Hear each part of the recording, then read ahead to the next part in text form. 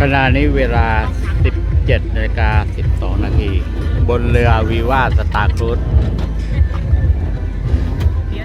บุ้งบุ้ง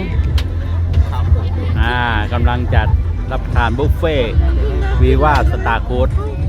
โปรโมชั่น 790 บาทแถมเบียร์1 หยดขึ้นเรือที่ท่าไอคอนสยามคนก็เริ่มจะมาเยอะแล้ว